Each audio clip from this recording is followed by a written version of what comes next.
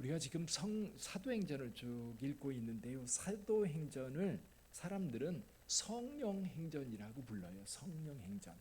그러니까 마태, 마가, 누가, 요한복음이 예수님의 행적을 이야기하는 책이라고 한다면 사도행전은 사도들의 행적이라고 말을 하지만 또 한편으로 보면 성령님께서 이 초대교회를 이끌어가고 있는 모습을 우리에게 보여주고 있지요. 오늘 우리가 10장을 읽었는데요. 다른 것보다도 유별나게 10장에서 성령의 역사가 강력하게 베드로에게 고넬료에게 임하면서 하나님께서 어떤 일을 만들어가고 계신 것을 우리가 볼 수 있습니다. 지금 베드로가 요빠에 머물고 있습니다. 요빠에 머물고 여기 무두장 시몬의 집이라고 하는 요빠에 가면 그 골목길을 이렇게 가다 보면 시몬의 집이라고 하는 곳이 있습니다. 그 옥상에서 이제 기도하고 있는데 제6시 기도 시간에 기도하고 있는데 아마 베드로가 배가 많이 고팠었나 봐요. 근데 이게 기도하고 있는데 비몽사몽간에 아마 아래층에서 음식을 준비하는 달콤한 냄새가 코를 자극했는지 모르겠어요. 근데 환상 중에 보자기가 하늘로부터 내려오는데 거기에 각종 짐승이 가득 차 있는 겁니다. 근데 거기에 이스라엘 사람들이 정하다고 생각하는 짐승들, 예를 들면 되새김질하고 쪽이 갈라진 짐승, 예를 들면 염소나 양, 소 이런 짐승뿐만 아니라 이스라엘 백성들이 부정하다고 생각하는 모든 짐승들이 거기 가득 차 있는 겁니다. 근데 하늘에서 음성이 들립니다. 베드로에게 잡아먹으라. 잡아먹으라. 근데 베드로가 이렇게 대답합니다. 나는 지금까지 부정한 것을 먹지 않았습니다. 그러면서 먹을 수 없다라고 이야기를 할 때 하나님께서 말씀하셔요. 내가 거룩하게 한 것을 내가 부정하다 생각하느냐? 이런 일들이 3번이나 있은 후에 이 보자기가 위로 사라졌습니다. 그때 고넬료에게는 또 다른 일이 벌어졌었지요. 고넬료가 유대인들에게 칭찬받는 사람이었습니다. 여기 2절에 보면 그가 경건하여 온 집안과 더불어 하나님을 경외하며 백성을 많이 구제하고 하나님께 항상 기도하던 사람. 하나님께서 이 고넬료에게 그렇게 말씀하셨지요. 4절에 보면 고넬료가 주목하여 보고 두려워하되 주여 무슨 일이니까 천사가 이르되 내 기도와 구제가 하나님 앞에 상달되어 기억하신 바가 되었다. 기억하신 바가 되었다. 저와 여러분들이 신앙생활 할 때도 저와 여러분들의 신앙생활이 하나님 앞에 기억된 바가 되었으면 참 좋겠다는 생각을 합니다.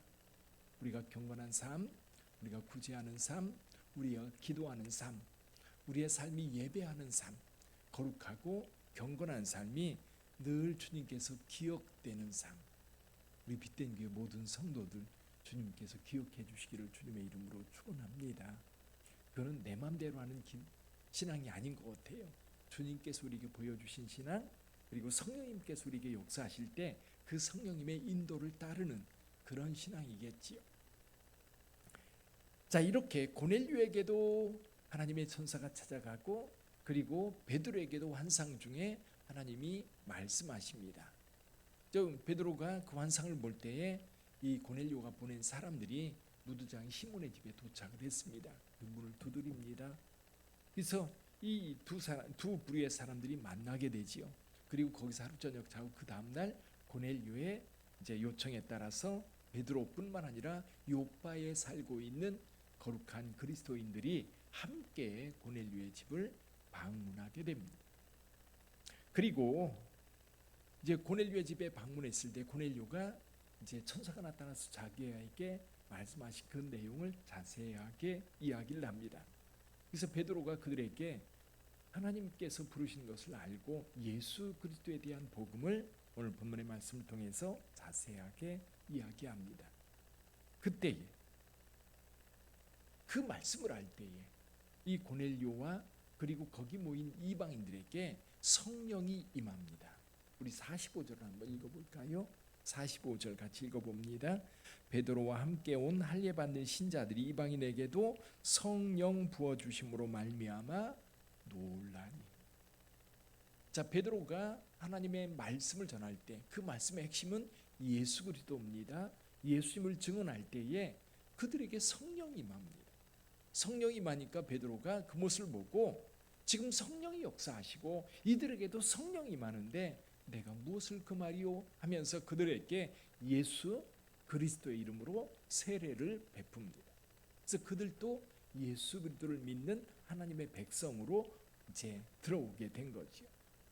자, 이렇게 성령께서 고넬료에게 베드로에게 거기 모인 무리들에게 강력하게 이끄심과 역사하심을 우리에게 보여주는 이유가 뭘까?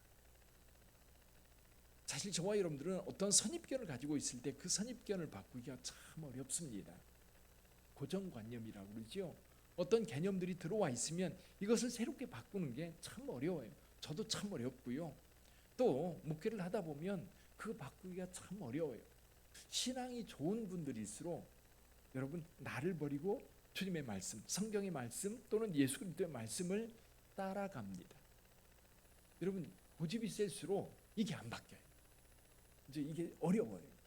근데 저와 여러분들이 신앙생활하면서 하나님의 말씀을 따르고 하나님의 말씀에 순종하는 것이 우리에게 매우 중요한데 여러분 이런 고정관념이나 어떤 틀들을 깰 때에 성령이 역사하세요. 그때 성령님께 순종하면 새로운 것을 경험합니다. 새로운 세계를 경험하고 새로운 은혜를 경험하게 되고 새로운 능력을 경험하게 됩니다. 근데 순종하지 못하면 아무 일도 일어나지 않는다. 아무 일도 일어나지 않는다. 성령님께서 이 천사가 고넬료를 찾아왔을 때 고넬료가 그 말에 순종해서 베드로에게 사람을 보냈고요. 베드로 역시 이방인의 초청임에도 불구하고 성령님께서 하나님께서 환상 중에 말씀하신 그 말씀에 순종하여 따라갈 때에 거기에서 성령의 역사를 경험할 수 있었던 겁니다. 예수님께서 성령이 너희에게 임하시면 너희가 권능을 받고 예루살렘과 온 유대와 사마리아와 땅끝까지 이르러 내 증인이라고 말씀하셨지요.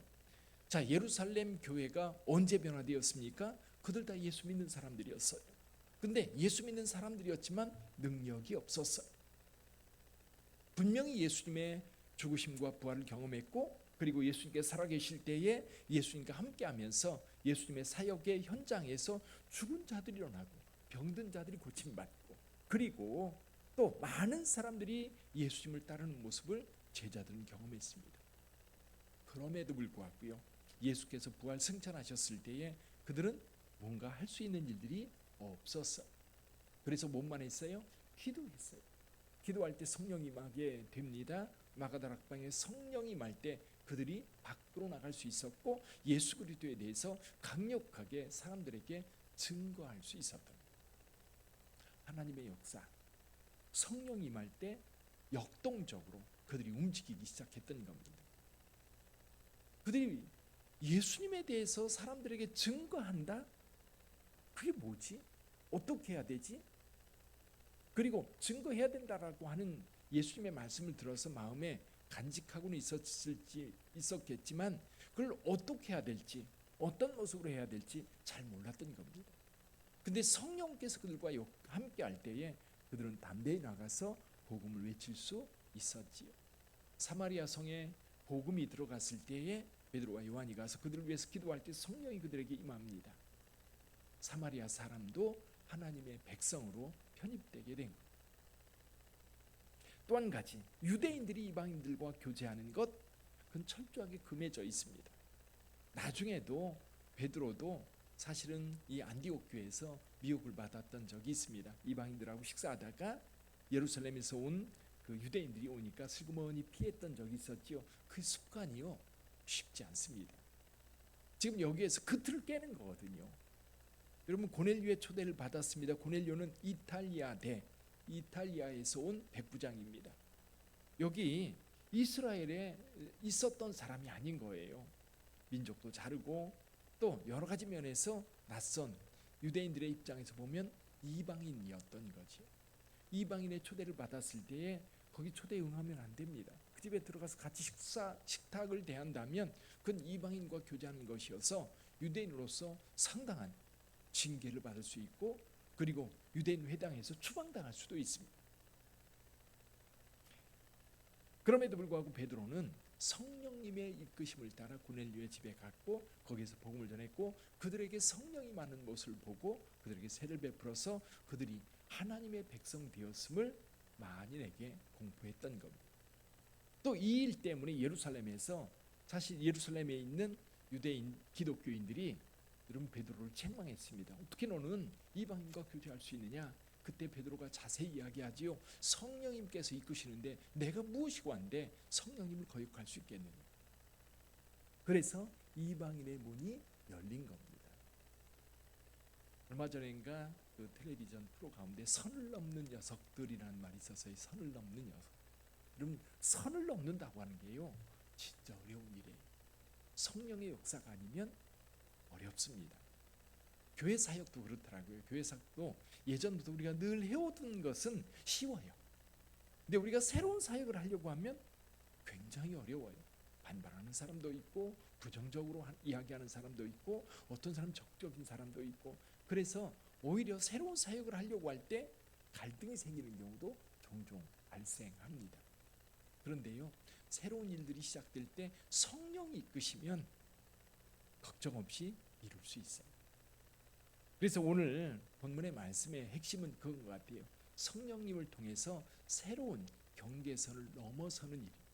이제 복음이 유대인을 떠나서 이 사마리아로 향했고 사마리아를 떠나서 이제 이방인에게로 향한 겁니다.